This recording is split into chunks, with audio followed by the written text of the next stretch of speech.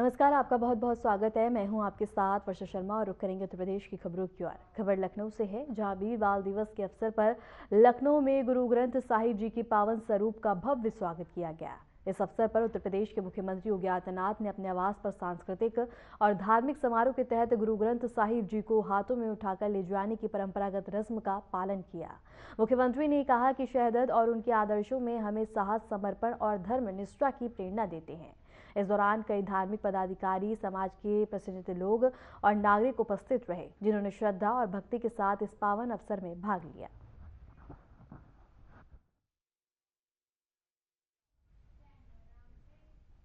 इसके बाद मुख्यमंत्री योगी आदित्यनाथ ने बीरबाल दिवस और साहिब गुरु तेग बहादुर जी की 350वीं जयंती के अवसर पर आयोजित कीर्तन सम्मेलन कार्यक्रम में भाग लिया। इस कार्यक्रम में धार्मिक और सांस्कृतिक रस्मों का आयोजन किया गया, जिसमें गुरु तेग बहादुर जी के शौर्य और बलिदान को याद किया। इस अवसर पर अनेक धार्मिक पदाधिकारी और उपस्थित रहे, जिन्होंने और बलिदान की जिस पावन गाथा को हम सब स्मरण कर रहे हैं, आज का ये वीर बाल दिवस का कार्यक्रम ऐसे ही गुरु परंपरा के प्रति कृतज्ञता ज्ञापित करने का हम सबके सामने एक अवसर प्राप्त हुआ है। जब 10वें गुरु गोविंद सिंह जी महाराज के 4 साहबजादों की स्मृति को स्मरण करने के लिए, उनके प्रति कृतज्ञता ज्ञापित करने के लिए मेरे सामने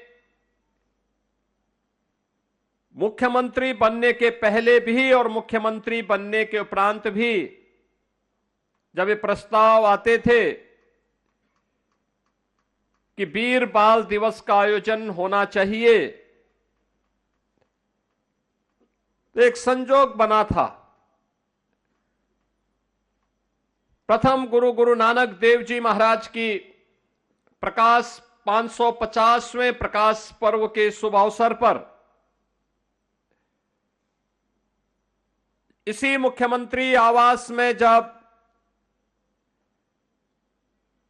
कार्यक्रम संपन्न हो रहा था, उस समय हम लोगों ने तय किया था कि वीर बाल दिवस का कार्यक्रम भी यहां का एक कार्यक्रम बने और 2020 से 27 दिसंबर की तिथि को गुरु गोविंद सिंह जी महाराज के जो 4 साहबजादे थे, बड़े साहबजादे बाबा अजीत सिंह, बाबा जुझार सिंह, 27 दिसंबर को उन्होंने अपना बलिदान दिया था। आदरणीय प्रधानमंत्री जी ने देश भर के सिक्कों की आवाज को सुना और स्वदेश और स्वधर्म के लिए उनके योगदान के प्रति कृतज्ञता ज्ञापित करने के लिए 26 दिसंबर को आदरणीय प्रधानमंत्री जी ने जो बाबा जोरावर सिंह और बाबा फतेह सिंह के बलिदान का दिवस है, इस तिथि को वीर बाल दिवस के रूप में पूरे देश के अंदर एक राष्ट्रीय समारोह के रूप में आयोजित किया। मैं सबसे पहले गुरु गोविंद सिंह जी महाराज के इन 4 साहबजादों के प्रति, बाबा अजीत सिंह, बाबा जुझार सिंह, बाबा जोरावर सिंह, बाबा फतेह सिंह, इन सब की स्मृतियों को मैं कोटि कोटि नमन करते हुए आदरणीय प्रधानमंत्री जी के प्रति हृदय से आभार व्यक्त करता हूं कि उन्होंने इतिहास को जीवंत करके आने वाली पीढ़ी के लिए एक नई प्रेरणा दी है।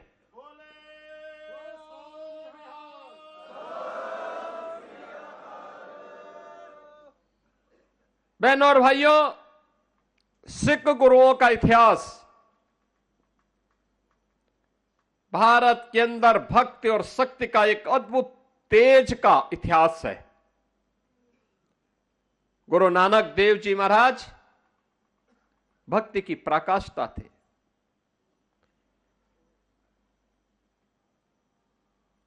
उन्होंने जो उस समय मानवता के कल्याण के लिए कार्य किए थे, पाखंड के खिलाफ जो आवाज उठाई थी, बिना रुके, बिना डिगे, बिना झुके, उसको लेकर के उन्होंने देश और दुनिया में प्रचार किया। तब साधन नहीं थे, लेकिन साधन के अभाव में भी उनकी साधना ने सिद्धि का प्रभाव दिखाया था। कहां नहीं गए गुरु नानक देव जी और कहां नहीं उनका प्रकाश पहुंचा। आज भी जो क्षेत्र हमारे लिए दुरूह बने हुए हैं, वहां गुरु नानक देव जी पहुंचे थे। पुश्तैनी धंधा था, व्यवसाय था, लेकिन वह अपना व्यापार करते तो गुरु नानक देव जी को कितने लोग जान पाते। उन्होंने लोक कल्याण का मार्ग चुना, केवल परिवार के कल्याण का मार्ग नहीं चुना। यही हम सब में दुविधा होती है। जब हमें अवसर मिलता है तो हम अपने स्वयं के कल्याण की बात सोचने लगते हैं। समाज, स्वदेश, स्वधर्म से दूरी बनाने का प्रयास करते हैं। परिणाम क्या होता है? परिणाम दुर्गति के रूप में होती है। लेकिन जब हम स्वदेश और स्वधर्म को प्राथमिकता के आधार पर लेते हैं, तब वो हमारी गति को प्रगति की तरफ लेके जाता है। प्रगति की तरफ हम आगे बढ़ते हैं। और सिख गुरुओं का इतिहास इसी प्रगति का प्रमाण है। ये प्रगति का प्रमाण हम लोग वर्तमान में गुरु तेग बहादुर जी महाराज की 350वें शहीदी दिवस के वर्ष भर चलने वाले कार्यक्रमों के साथ जुड़े हुए हैं। मुझे कई कार्यक्रमों में भाग लेने का अवसर प्राप्त हुआ। जब यात्रा असम से दिल्ली तक पहुंच रही थी, उससे पहले भी लखनऊ से यात्रा निकली। जोड़ों के दर्शन करने के लिए यहागंज गुरुद्वारा में मुझे जाने का सौभाग्य प्राप्त हुआ। 25 नवंबर को आदरणीय प्रधानमंत्री जी का आगमन अयोध्या में था। श्री राम जन्मभूमि में केसरिया ध्वजा आरोहण का कार्यक्रम था। 500 वर्षों के बाद यह कार्यक्रम आयोजित हुआ। मेरी व्यस्तता थी। मैंने यहां पे गुरुद्वारा प्रबंध समिति से अनुरोध किया कि मैं चाहता हूं कि मुख्य समारोह में मैं स्वयं शामिल हूं। मैं अयोध्या से आऊंगा, प्रधानमंत्री जी को विदा करने के बाद मैं सीधे आ जाऊंगा। और क्या भीड़ थी, क्या उत्साह था। यानी गुरु तेग बहादुर जी महाराज की स्मृति को और उनके साथ जो उनके सच्चे अनुयायी थे, भाई सतीदास, भाई मतीदास, भाई दयाला जी की स्मृति को आज भी हम स्मरण करते हैं, उनके प्रति कृतज्ञता ज्ञापित करते हैं। याद करिए, कौन ऐसा भारतीय है जो गुरु तेग बहादुर जी महाराज के प्रति, गुरु गोविंद सिंह जी महाराज के प्रति, भाई सतीदास जी के प्रति, भाई मतीदास के प्रति, भाई दयाला के प्रति, बाबा अजीत सिंह के प्रति, बाबा जुझार सिंह जी के प्रति, बाबा जोरावर सिंह के प्रति और बाबा फतेह सिंह जी के प्रति कृतज्ञता ज्ञापित न करता हो? अगर सच्चा भारतीय होगा तो अवश्य कृतज्ञता ज्ञापित करता है, उनके प्रति नमन करता है। लेकिन जिस दुष्ट औरंगजेब ने गुरु तेग बहादुर जी को चुनौती दी थी, ने केवल एक सामान्य मनुष्य समझता था, ये मनुष्य समझने की भूल किया था।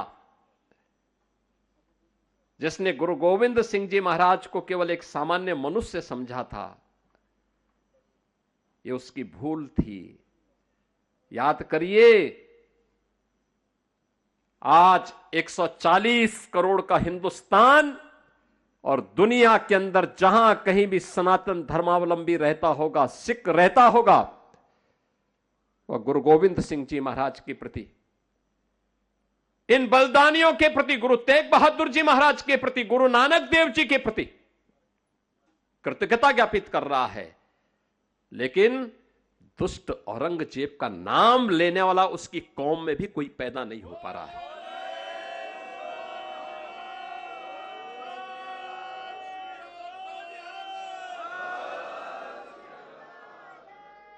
कोई उसका नाम लेवा नहीं है।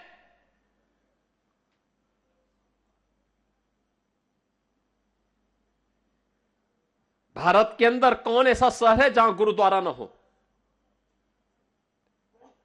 भारत के अंदर कौन ऐसी जगह है जहां आज का एक कार्यक्रम न हो रहा हो? प्रधानमंत्री जी ने कहा, एक महीना पहले हमारे पास एक कार्यक्रम आ गया था, 26 दिसंबर का कार्यक्रम, कि हर स्कूल, हर कॉलेज, हर कार्यालय, हर स्थान पर एक कार्यक्रम होने हैं। हमने कहा हर जगह ये कार्यक्रम अवश्य होंगे। हमारे यहां कंपटीशन हो रहे हैं, हर जगह, हर स्कूल में कंपटीशन हुए, कहीं डिबेट हुए हैं वीर बाल दिवस पर, कहीं निबंध लेखन के कार्यक्रम हुए वीर बाल दिवस पर। उत्तर प्रदेश सरकार ने हर स्कूल, कॉलेजेस में, विश्वविद्यालयों में कंपटीशन भी करवाए हैं, आयोजन भी करवाए हैं। और आज भारतीय जनता पार्टी को अलग से भी कहा गया है, हर कार्यालय में भी, राष्ट्रीय स्वयंसेवक संघ के हर कार्यक्रम में भी वीर बाल दिवस के कार्यक्रम आयोजित हो रहे हैं।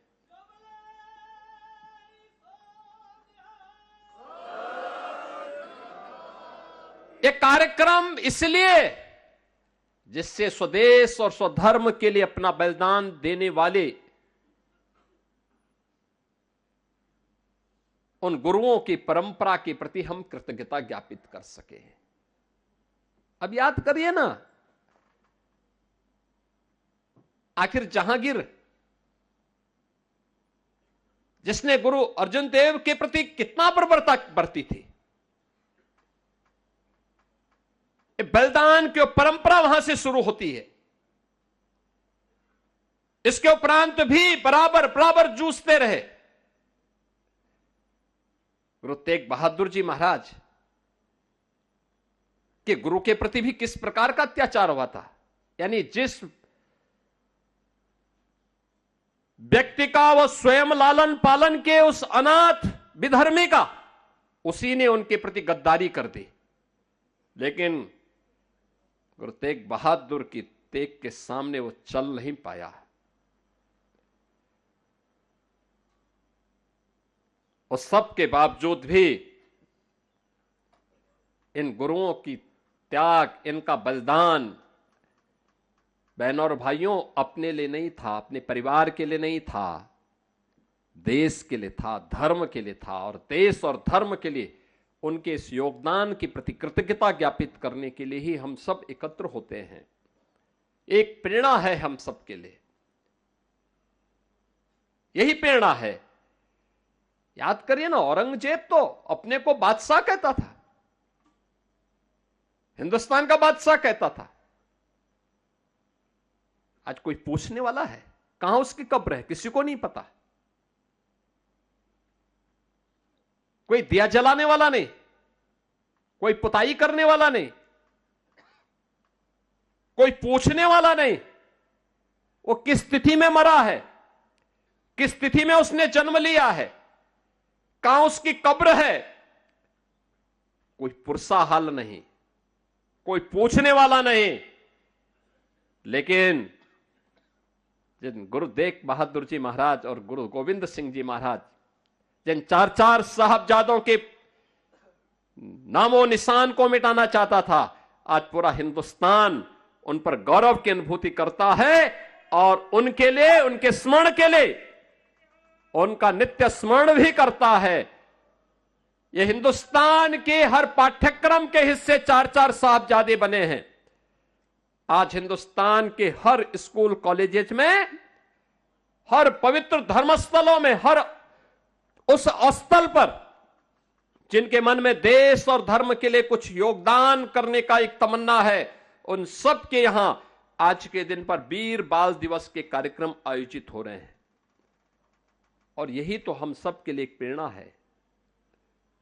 उसी प्रेरणा के प्रति कृतज्ञता ज्ञापित करने के लिए आज हम सब यहां पर एकत्र हुए हैं।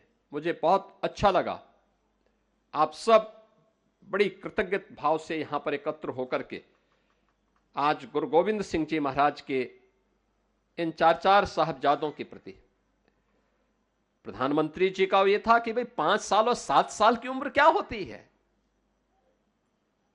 और 5 साल और 7 साल की उम्र में बाबा फतेह सिंह, बाबा जोरावर सिंह देश और धर्म के लिए शहीद होते हैं, अपने आप को बलिदान करते हैं, लेकिन अपने देश और अपने धर्म से विचलित नहीं होते। उन्हें लालच दिया गया, उन्हें हर प्रकार से प्रलोभन देने का प्रयास हुआ था, लेकिन टस से मस नहीं हुए। आज उसके प्रति कृतज्ञता ज्ञापित करने के लिए हम सब एकत्र हुए हैं।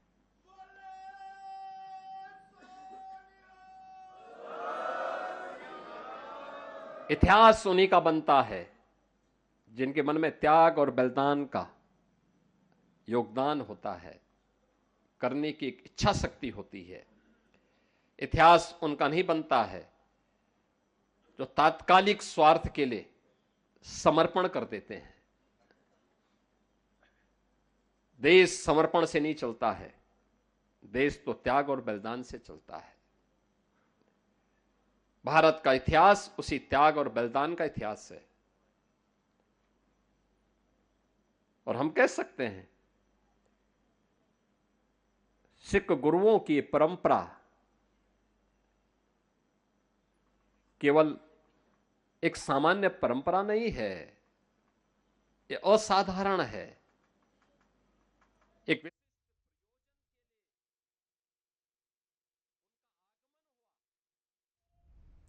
मुख्यमंत्री योगी आदित्यनाथ ने पूर्व प्रधानमंत्री डॉक्टर मनमोहन सिंह की पुण्यतिथि पर उन्हें श्रद्धांजलि दी। अपने सोशल मीडिया प्लेटफॉर्म एक्स में मुख्यमंत्री ने लिखा कि डॉक्टर सिंह ने वित्त मंत्री और प्रधानमंत्री के रूप में देश के विकास में अपार योगदान दिए।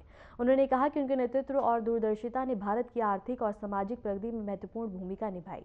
मुख्यमंत्री योगी आदित्यनाथ ने डॉक्टर मनमोहन सिंह की स्मृति को याद करते हुए उनके योगदान को हमेशा याद रखने की बात कही।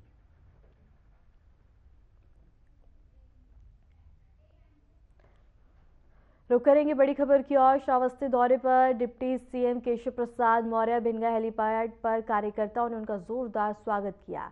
बीजेपी कोर कमेटी के साथ बैठक करेंगे। सबसे बड़ी खबर हम आपको बता रहे हैं, जहां उत्तर प्रदेश के डिप्टी सीएम का दौरा श्रावस्ती का और इसके साथ ही बता दें कि हेलीपैड पर कार्यकर्ताओं ने उनका जोरदार स्वागत किया। जहां बता दें कि कोर बैठक में भी हिस्सा लेंगे, जहां तमाम जरूरी विकास कार्य पर फोकस किया जाएगा और तमाम जरूरी दिशा निर्देश दिए जाएंगे। सबसे बड़ी खबर हम आपको बता रहे हैं, जहां डिप्टी सीएम केशव प्रसाद मौर्य का श्रावस्ती का दौरा है और उनके दौरे को लेकर तमाम व्यवस्था, इसके साथ ही कोर कमेटी बैठक में भी हिस्सा लेंगे। रुक करेंगे अगली बड़ी खबर की ओर। एसआईआर फॉर्म भरने का आखिरी दिन है आज। 31 दिसंबर को जारी होगी ड्राफ्ट वोटर लिस्ट। 30 जनवरी 2026 तक दर्ज होगी आपत्तियां। और इस वक्त की बड़ी खबर हम आपको बता रहे हैं, जहां फरवरी में जारी होगी फाइनल मतदाता सूची।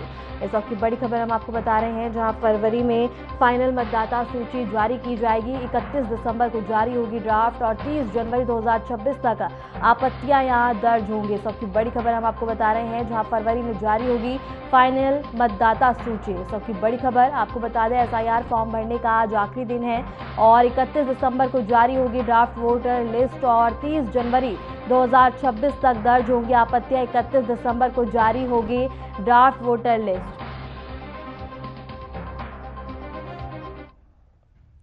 प्रयागराज जहां नदियां नहीं विश्वास मिलते हैं, जहां जल नहीं संस्कार बहते हैं, उसी पावन संगम की रेती पर एक बार फिर सनातन चेतना अपने विराट रूप में प्रकट होने जा रहा है।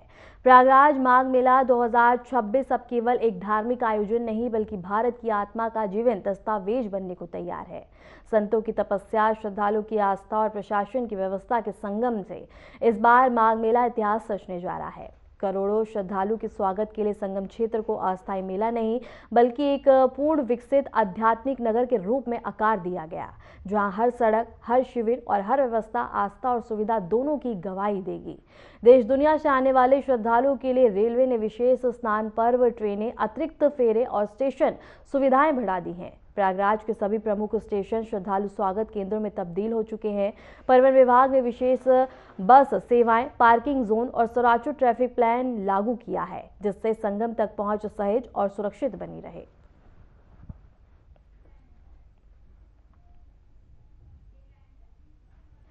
नए साल के स्वागत से पहले काशी विश्वनाथ मंदिर प्रशासन ने तीर्थ यात्रियों और श्रद्धालुओं को सुरक्षा और सुविधा की दृष्टिगत एडवाइजरी जारी की है। प्रशासन ने स्पष्ट निर्देश दिए हैं कि वीआईपी प्रोटोकॉल को अस्थायी रूप से स्थगित करने का निर्णय लिया है। मंदिर प्रशासन ने कहा है कि ये कदम भीड़ नियंत्रण और श्रद्धालुओं की सुरक्षा सुनिश्चित करने के लिए उठाया गया। नए साल के मौके पर मंदिर में बड़ी संख्या में श्रद्धालुओं के आने की संभावना है, इसलिए व्यवस्थाओं को चुस्त दुरुस्त रखा गया है। श्रद्धालुओं से अनुरोध किया गया है कि वे प्रशासन की गाइडलाइन का पालन करें और धैर्यपूर्वक मंदिर में दर्शन करें। इस दौरान सुरक्षा कर्मी और मंदिर कर्मचारियों ने प्राप्त इंतजाम किए हैं ताकि सभी श्रद्धालु सुरक्षित और सुव्यवस्थित तरीके से दर्शन कर सके।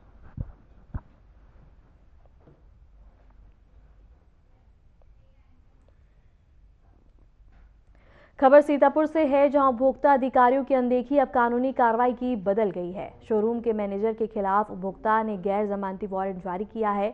कोर्ट ने एसपी को शोरूम मैनेजर को गिरफ्तार कर 2 जनवरी को कोर्ट में पेश करने का आदेश दिया। मामला एक चप्पल का है, जहां शोरूम मैनेजर ने 6 महीने की वारंटी के बावजूद 1 महीने में ही खराब होने के बाद बदले जाने या पैसे लौटाने से इनकार कर दिया।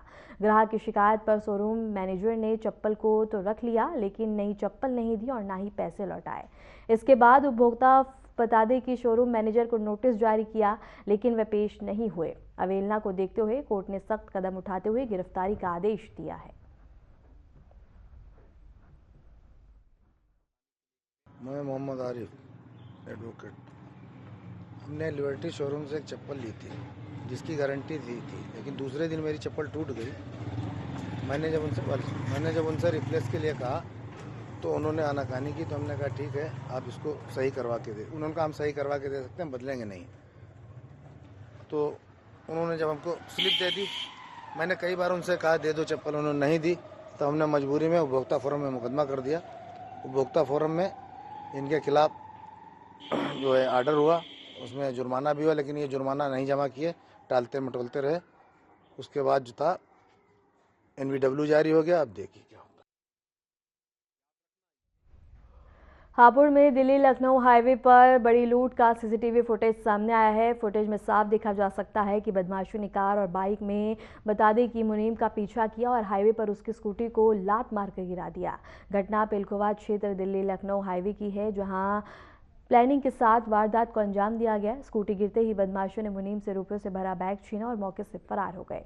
पूरी घटना कुछ ही मिनटों में हुई, जिससे हाईवे पर अफरा तफरी मच गई। सीसीटीवी फुटेज सामने आने के बाद पुलिस ने जांच तेज कर दी है। बदमाशों की पहचान के लिए फुटेज खंगाले जा रहे हैं और आसपास के इलाकों में दबिश दी जा रही है।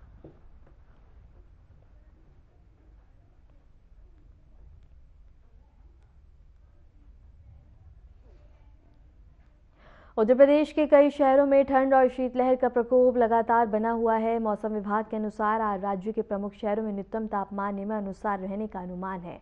अयोध्या की अगर बात करें तो ठंड और शीतलहर जारी है। आज न्यूनतम तापमान 9.0 डिग्री सेल्सियस रहने का अनुमान है। वहीं लखनऊ में भी शहर में शीतलहर का असर बना हुआ है।